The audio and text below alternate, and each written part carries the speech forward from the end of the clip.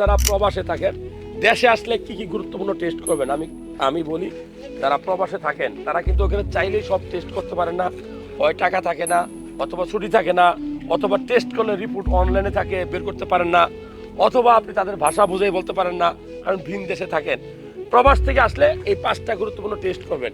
Number 1, রক্ত ঠিক মতো আছে কিনা, রক্তে ইনফেকশন আছে কিনা, সিবিসি টেস্ট করবেন, কমপ্লিট ব্লাড কাউন্ট। নাম্বার 2, লিভারে কোনো চর্বি জমছে কিনা, লিভার ভালো আছে কিনা, এলজিবিটি টেস্ট করবেন। নাম্বার 3, আপনার কিডনিটা ভালো আছে কিনা, ফাংশন ঠিকমতো আছে কিনা, সিরাম ক্রিয়েটিনিন টেস্ট করবেন। নাম্বার 5, সেটা হলো যে আপনি যে এতদিন খেপসা খাইছেন, রিচ ফুড খাইছেন, ফাস্ট ফুড খাইছেন, আপনার রক্তের ভিতরে কোনো খারাপ কোলেস্টেরল জন্মগ্রহণ করছে কিনা সেটা জানতে আপনি অবশ্যই সিরাম লিপিড প্রোফাইল টেস্ট করবেন।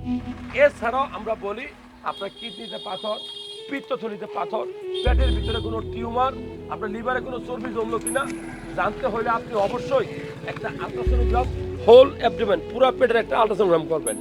এই তথ্যগুলো ভালো লাগলে শেয়ার করবেন। এই সকল টেস্ট করতে আপনার 4 থেকে 5 হাজার টাকা সবকিছু মিলিয়ে লাগতে পারে।